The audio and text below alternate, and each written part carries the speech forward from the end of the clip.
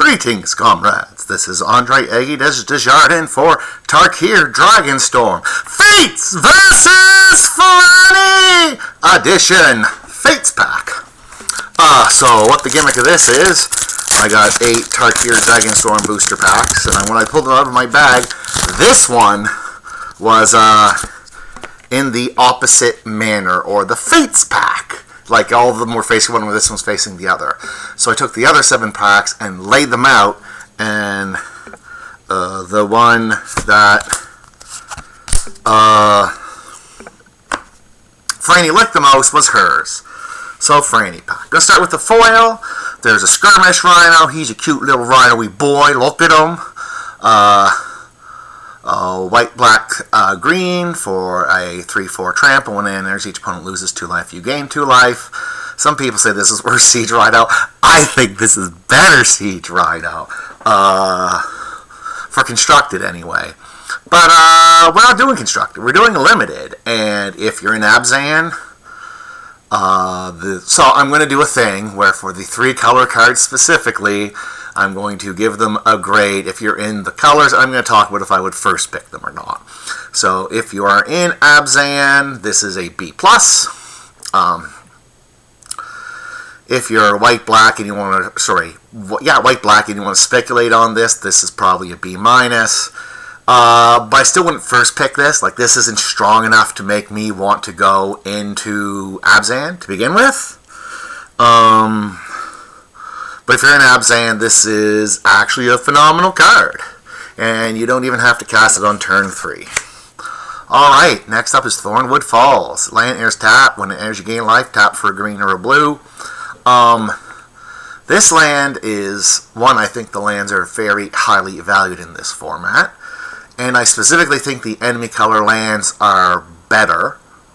Because they can go into 2 of the 5 clans or wedges or whatever you want to call them, factions, as opposed to just, helping splash for 1. Just the way I've had people picking these, this is like a B-. I have had to pretty aggressively draft them in both paper and online. Less so online, but still a very good card. Alright. Ice Ridge Serpent is 1 blue, 4 colorless for a 3/3, and when it enters, return target creature opponent controls to its owner's hand. So the Man of War award probably is going to go to this thing. This is like a C-. There are a lot of common dragons, and a 3/3 for 5 just doesn't hold up for stats. The tempo swing is nothing to scoff at, but like, I saw this and it wasn't super impressive. It can get rid of tokens, but most of the tokens are just 1/1s or, sometimes 2/2s. This is like a C-. It might go up to a C+ in sideboards for some games, but I'm not looking to first pick this. I'm happy to take a blue card, though. Alright, Salt Rogue Pack Beast. 1 white, 5 colorless for a 4/3. Okay, those stats suck.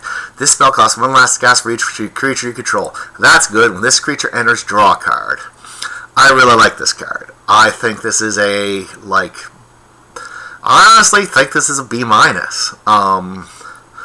a B- in Mardu, a C+ in the other decks, but yeah, you can probably get this down to 4 relatively easily, and then a 4/3 draw card is fantastic.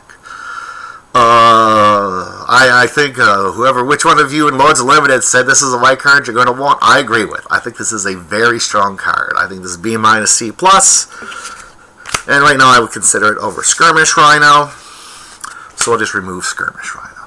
Alright, Wild Rock, not a B+. 1 red, sorcery, target creature gets +3/+0 and gains haste until ends of turn, and you can harmonize it. This is an F. The only reason I would ever think of playing this is like if I really needed to double spell. And the problem with the Jeskai double spell mechanic in this is it's hard to find a turn where you want to cast like this and another spell and then attack. It doesn't, it's sorcery speed. Don't think there's a super aggro deck here. And you can't even throw it on a mobilized token to trade up. Harmonize, you're probably paying 5 mana for this, because I can't ever see you tapping creatures to reduce this cost if you're trying to give something haste, because you probably want to attack with all your creatures. This is an F. Don't play this. If you never play this, you're closer to right than ever. Alright, Kintree Nurturer is black and 2 colorless for a human druid 2/1 lifelink, and when it enters, endure 1, so you can put a +1/+1 counter on it, or make a 1/1 white spirit creature token. Despite this being in the Abzan colors, and it having lifelink, I still don't see ever wanting to put the +1/+1 counter on it. People happily fire off like 2 damage removal spells at 2/3 lifelinks. Just generally, when you endure, especially if it's just a 1/1, you're probably going to put it, just make the 1/1, the other creatures better. Mardu has a sub kind of go wide theme. So yeah, when you endure, you're probably going to make the creature. This is probably a C. It's playable. It's interchangeable. Alright. I can't remember his name right now. He's resolved, though. Sorax Resolve. 1 green, 1 colorless. Choose 1. Target creature gets +3/+3 until end of turn. Destroy target creature with flying. I think this is a C+. Actually, this is if I'm going to have a combat trick. This is what I want, especially destroy creature with flying. There's lots of random dragons kicking around, and that will kill it. So, like, this almost guarantees you will win any ground combat, and it just kills the troublesome flyer. So the first one's probably C+. The first one, like, afterwards they fade off. And they're probably like a B sideboard card. Alright. Ringing Strike Mastery. This is a riff on, like, another enchantment that did a similar thing. Striking Bell Mastery, I think. Enchant creature, when it enters, tap enchanted creature. Enchanted creature is untapped during its control's untap step, and it has 5 mana untap this creature. This would normally be like good in like tempo decks, like in the old Jeskai tempo deck. This would be good. I don't think that's the Jeskai we have anymore. Like, I think this Jeskai in this format is all about sequencing, which I find very fun, but I don't think it particularly makes. Not that the other card was great, but I don't think it makes this one great either. And fun trick, you can put this on your creature after combat and pay 5 mana to give it vigilance if you want. If that's something you need, you can do that. So to summarize, D-. Why am I spending so much time on this card? Ooh, Organ Hoarder at home. 1 blue, 2 colorless for a 2/1 zombie advisor. When it enters, look at the top 2 cards of my library, put them in your hand and the other in your graveyard. So it's a 2/1, draw the best of your top 2. B-. This card is fantastic. I'd happily play it in any blue deck, period. Smooth things over. I'm going to bring it over here. Run on commons. Alright, Coordinating Dragonstorm. It's enchantment, so it's a cycle of these enchantments. When it enters, each opponent loses 2 life and you gain 2 life. Surveil 2. You kind of really want the Surveil 2 to play that, and whenever a dragon control enters, return it to its owner's hand. I'm not looking to play. Even with 3 dragons, I'm still not looking to play this. It kind of doesn't do enough. I would really need to be low on 2 drops or want to find specific cards. Like, this is, I think, the worst of the cycle. Like, the blue one draws cards, the red one casts spells, the white one makes 2/2s. I don't know. I'm assuming the green one finds lands, which is probably even better than this. I'm guessing this is like a D. Like, probably not going to play this. Alright. Mammoth Bellow. Tamarin 2 for a sorcery that makes a 5/5 green elephant creature token. And Harmonize for Tamarin 5 to make a 5/5 green elephant creature token. I think in Tamir, this is good. I think the play pattern is going to be turn 5, make a 5/5. Turn 6, make a 5/5, because you're going to tap your 5/5 to harmonize this. And then hopefully go from there. It's probably a B- in Tamir. Just giving it a B- in Tamir, and I thought the little baby Siege Rhino at home was better. I'm obviously not going to go into Tamir for this. I wouldn't even take this if I was like blue-red speculating. Yeah. But if you're in Tamir, it's probably a B-. Rite of Renewal. 1 green, 3 colors. Return to Sorcerer, return 2 permanent cards from your graveyard to your hand. Target player shuffles up to 4 target cards from the graveyard to the library. Exile this. I want this to be fantastic. It's probably... I mean, when you're not first picking this. Yes, Franny? You can come. You can see your pack next. That's my cat, Franny. You may have heard her. She was crying pretty big. I want to play a Sultai deck where I can mill enough that makes this fantastic. The early data says it's an F. I think if you just treat it as an F, it's going to be fine.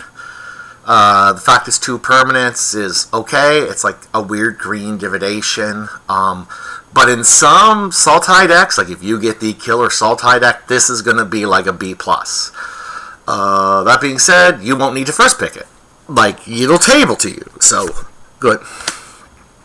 Alright. We have this Jeskai Sagarare, Rediscover the Way. I really like the Tamura one, so we'll see the Jeskai one. It's America, red, white, and blue. Stage 1 and 2 are the same. Look at the top of the cards in your library, put one of them in your hand, and the rest at the bottom of your library in any order. And 3, when you cast a non-creature spell this turn, target creature control gains double strike until end of turn. So this is obviously made to set up Jeskai decks with the double spell turn. You can hopefully, like, you know, get rid of their blockers or whatever, give your guys double strike, win the game from this. Requires a lot of setup cost. You can probably get the setup cost. You can probably, like, make it work.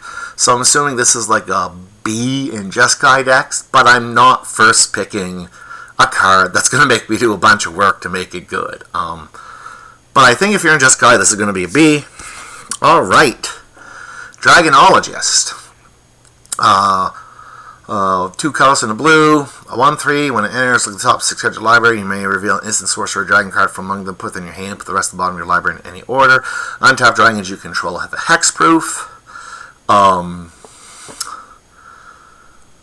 I'm not first picking this. If you, like, I don't even want to build around this because it's going to whiff often. It is legitimately going to whiff often. And if you pay 3 mana for a 1/3 that doesn't really do anything, you are a disaster.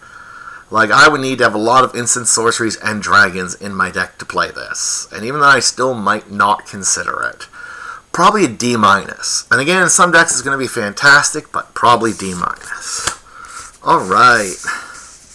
So, I have these 3 cards to choose from. I'm probably going to take Organ Hoarder at home.